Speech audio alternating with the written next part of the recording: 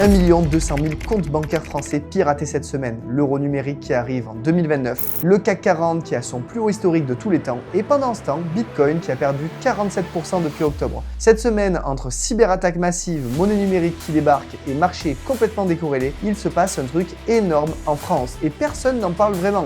Alors aujourd'hui, on va décrypter tout ça ensemble parce que ça te concerne directement. Salut, c'est Thibaut et bienvenue dans Thibaut des Cryptos, l'émission où on décrypte l'actu économique, finance et crypto en 10 minutes chrono. Tous les dimanches à 18h, je te donne les news qui comptent vraiment. Pas de blabla technique chiant, je te parle vraiment des infos actionnables pour ton portefeuille. Aujourd'hui, c'est un épisode un peu spécial. On va parler de ce qui se passe en France parce que franchement, cette semaine, c'est le bordel et ça va beaucoup plus loin que ce que tu le penses. Allez, on commence. Première actu, et elle est massive, la France vient de se faire pirater 1 200 000 comptes bancaires en une seule attaque, cette semaine. Le fichier national des comptes bancaires, le FICOBA, a été infiltré. Un hacker a réussi à usurper les identifiants d'un fonctionnaire et a accédé à toute la base de données. 1 200 000 comptes, leur IBAN, les identités des titulaires et, dans certains cas, les identifiants fiscaux. Bercy a confirmé l'info le 18 février et là, tout le monde panique parce que ces données, elles peuvent servir à faire du phishing ultra ciblé. Genre un mec qui t'appelle, il a ton vrai IBAN, il se fait passer pour ta banque et il te dit qu'il y a une opération suspecte. Tu le crois direct. Et boum, arnaque. Mais attends, ça devient encore plus fou, parce que ce piratage, c'est pas le seul, c'est même pas le plus gros. Depuis le début de l'année 2026, la France elle a subi plus de 100 cyberattaques en 4 semaines seulement. 100 attaques, 60 millions de lignes de données volées, 30 millions de Français exposés à des risques d'usurpation d'identité, de fraude, d'atteinte à la vie privée. Regarde la liste, c'est hallucinant. Entre l'URSSAF piraté en janvier, 12 millions de salariés potentiellement touchés, nom, date de naissance, numéro SIRET des employeurs, tout.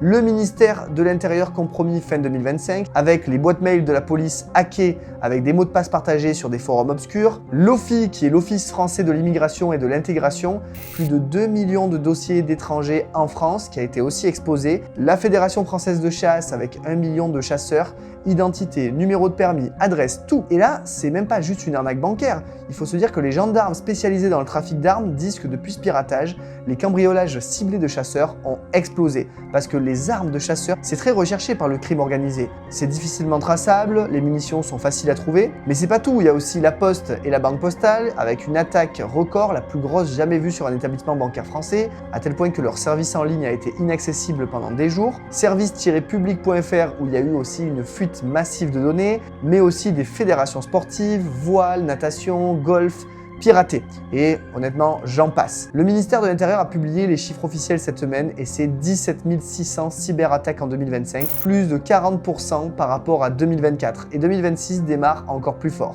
Résultat, la France est devenue le pays le plus piraté d'Europe en ce début d'année 2026. Un expert en cybersécurité, Clément Domingo, a dit un truc qui m'a marqué. Il dit que la France souffre d'un manque total d'hygiène numérique. Les bonnes pratiques de base de sécurité, elles ne sont pas appliquées. Les mots de passe sont faibles, partagés, réutilisés, les accès aux fichiers sensibles sont mal protégés, et surtout il dit que comparé au Royaume-Uni ou à l'Allemagne, la France a une centralisation administrative beaucoup plus forte. Donc quand il y a une brèche, l'impact il est massif. Et tout est au même endroit en fait. Et là forcément, tu te poses une question. Pourquoi maintenant ?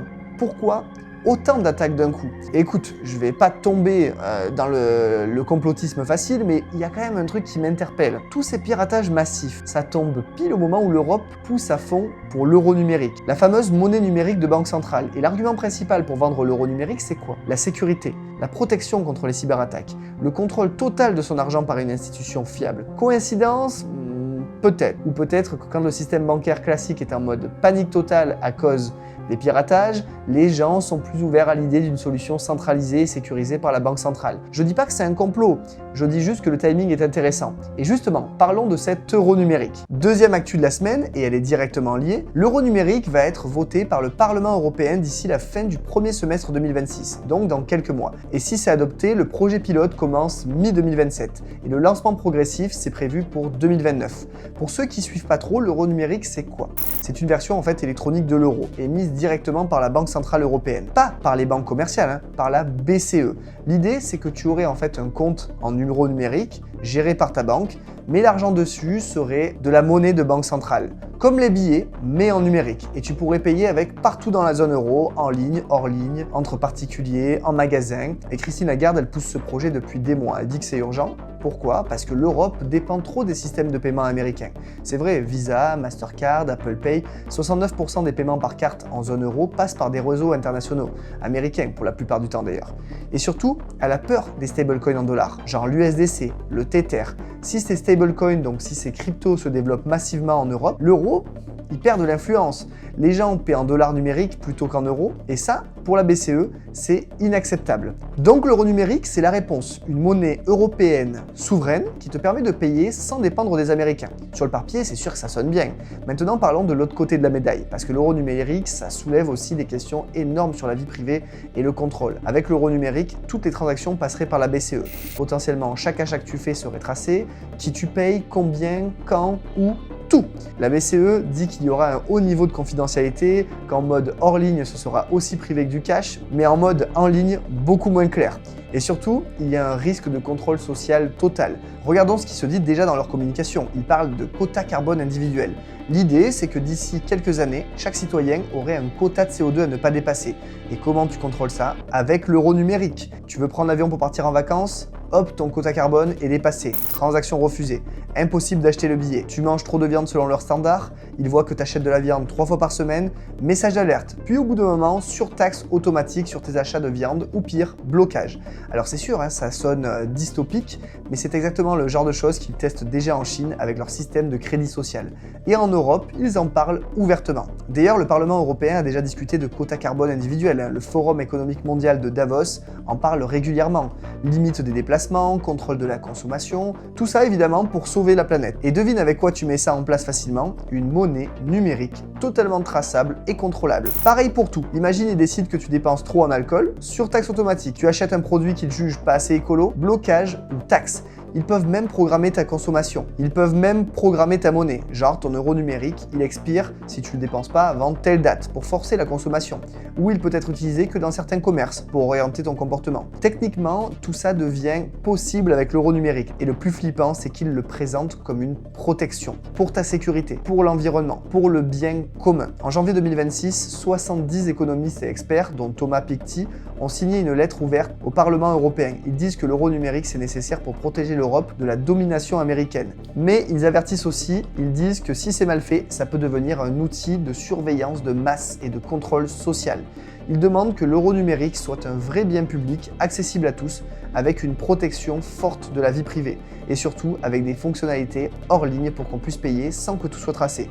Mais voilà, il y a une guerre en coulisses, c'est que les banques commerciales, elles ne veulent pas de l'euro numérique. Elles ont peur que les gens retirent tout. Elles ont peur que les gens retirent leur argent des banques pour le mettre en euro numérique. Parce que l'euro numérique, c'est zéro risque. C'est la banque centrale. Alors que ton compte en banque classique, si ta banque elle fait faillite, tu perds potentiellement tout au-delà de 100 000 euros de garantie. Donc les banques, elles font pression pour limiter l'euro numérique. Plafond sur les montants, restriction d'usage, tout au final pour que ça ne remplace pas l'argent en banque commerciale. Et là, tu vois le problème. L'euro numérique, ça pourrait être génial. Souveraineté européenne, paiement rapide, sécurité, partout en Europe, ou ça pourrait en fait être une catastrophe. Surveillance totale, contrôle de tes dépenses, contrôle social programmable, fin du cash et donc fin de la liberté financière.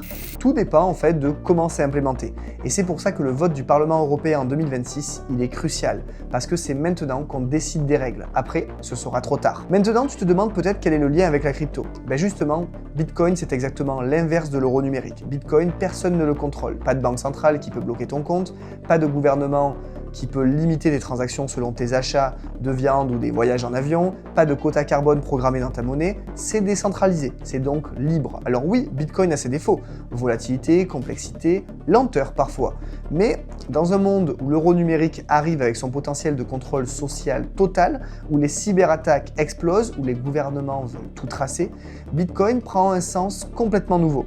C'est pas juste un actif spéculatif, c'est une assurance contre le système, une option de sortie, une liberté financière que personne ne peut te retirer. Au final, même si demain ils décident que tu voyages trop ou que tu manges trop de viande. Et d'ailleurs, pendant que la France galère avec ses cyberattaques et que l'Europe prépare son euro de contrôle social, regardons ce qui se passe du côté des marchés traditionnels. Troisième actu de la semaine, Et elle est assez dingue, c'est que le CAC 40 vient d'atteindre son plus haut historique de tous les temps. Vendredi 20 février, 8476 points, record absolu. Pendant que Bitcoin a perdu 47% depuis octobre, pendant que le marché crypto est en mode capitulation totale, la bourse de Paris, elle explose. Et franchement, ça interpelle parce que d'habitude, quand des actifs à haut risque comme le Bitcoin crashent, les bourses suivent. Mais là non, total découplage. Pourquoi? Il y a plusieurs raisons à ça. En fait, d'abord, les résultats d'entreprises sont bons. Air Liquide, Legrand, Michelin, Essilor, ils publient des chiffres solides. Les investisseurs sont donc rassurés. Ensuite, il y a aussi le phénomène de rotation des capitaux. Les investisseurs sortent des actions tech américaines qui sont surévaluées, surcotées et qui flippent tout le monde d'ailleurs avec l'IA qui risque de tout disrupter. Et ils se tournent donc vers des grandes capitalisations européennes, plus stables, mieux valorisées et moins risquées. Le CAC 40, au final, c'est des multinationales solides, LVMH, L'Oréal, Total Energy, Sanofi, des boîtes qui ont fait leurs preuves, qui paient des dividendes, qui sont rentables, et dans un contexte où les taux d'intérêt devraient continuer à baisser en 2026, ces actions deviennent attractives. Donc voilà, tu as d'un côté Bitcoin qui perd la moitié de sa valeur, et de l'autre le CAC 40 qui bat des records. Et ça, qu'est-ce que ça veut dire pour toi? Ça veut dire que les cycles sont décorrélés. Bitcoin et les marchés traditionnels ne bougent pas toujours ensemble. Des fois oui, des fois non. Et surtout, ça te rappelle un truc important, la diversification. Si tu mets tout ton argent dans la crypto et que ça crache, tu perds tout. Si tu mets tout dans le CAC 40 et qu'il y a une crise, pareil. La clé au final, c'est d'avoir les deux. Un portefeuille équilibré, des actions solides qui te donnent de la stabilité, des dividendes et la crypto qui te donne du potentiel de croissance, du potentiel de plus-value et aussi la liberté financière. Parce que les deux ne s'opposent pas, ils se complètent. D'ailleurs, je le dis souvent dans mon groupe privé, ma stratégie perso, c'est pas 100% crypto, c'est la diversification via un mix d'actions, crypto, immobilier. En fait, il faut diversifier intelligemment. Bon, maintenant qu'on a parlé de la France, de l'euro numérique et du CAC 40, faisons un tour rapide des cryptos avec des actus de la semaine, parce qu'il y en a 4 qui valent le coup. Allez, on accélère. 4 actus crypto en mode forward. Actu numéro 1, le Brésil veut acheter 1 million de Bitcoin. Oui, 1 million, 5% de l'offre totale mondiale sur 5 ans. Le bill a été réintroduit au Congrès le 13 février. Et si ça passe, le Brésil devient le premier pays du G20 à avoir une réserve stratégique de Bitcoin officielle. C'est un énorme signal pour l'adoption institutionnelle. Actu numéro 2. Pendant que tout le monde paniquait cette semaine, les baleines ont accumulé 4 milliards de dollars de Bitcoin. 53 000 Bitcoin en une semaine. C'est un record depuis novembre 2025. Et comme toujours, les smart money achètent quand les autres vendent. Actu numéro 3. Le Clarity Act, la fameuse loi américaine, est toujours bloquée au Sénat. Les banques, elles veulent toujours interdire totalement les rendements sur les stablecoins. Les entreprises crypto, elles refusent. Scott Bessent, le secrétaire au Trésor, dit que si la loi passe, ça va sauver Bitcoin. Mais pour l'instant, rien ne bouge. Et l'incertitude réglementaire continue de peser sur le marché. Actu numéro 4, MicroStrategy a perdu 72% depuis son pic de juillet 2025. La boîte de Michael Saylor est en perte massive. Mais Saylor refuse de vendre. Il dit que même si Bitcoin tombe à moins 90% pendant 4 ans, on restructurera la dette, mais on ne vendra jamais. Et c'est une conviction totale. Hein. Et voilà pour cette semaine, les amis, parce que franchement, entre les cyberattaques qui explosent, l'euro numérique qui arrive et les marchés complètement décorrélés, on vit au final une période de transition historique. Et le truc, c'est que la plupart des gens voient pas ce qui se passe vraiment. Ils scrollent TikTok, ils regardent pas les bonnes infos et après ils se réveillent dans 5 ans et en se disant mais comment est-ce qu'on en est arrivé à là? Donc vraiment, si tu as de l'ambition et si tu veux comprendre tout ce qui se joue, tu peux pas te permettre de juste subir. D'ailleurs, si tu veux qu'on analyse tout ça plus en profondeur, si tu veux voir comment je me positionne concrètement sur ces niveaux-là, j'ai un groupe privé gratuit avec 6000 membres. Tous les jours, je partage mes investissements en temps réel, mes analyses complètes et il y a même un coach dispo 24 heures sur 24 pour répondre à tes questions. Ce n'est pas des signaux à copier bêtement. Notre approche, en fait, c'est apprendre en pratiquant. Et je te montre mes positions, je t'explique pourquoi je les prends et tu construis ta propre stratégie. Forbes et TEDx m'ont invité pour partager ces stratégies. Toi, tu y as accès gratuitement. Pour le rejoindre, c'est facile, c'est le premier lien dans la description. Rejoins-nous. Voilà les amis, merci de m'avoir suivi sur ce 3e Thibaut des cryptos. N'oublie pas, abonne-toi, clique sur la cloche et rejoins le groupe. Rendez-vous dimanche prochain, 18 h pour l'épisode 4. En attendant, prenez soin de vous et surtout, continuez de vous informer. Allez, à dimanche!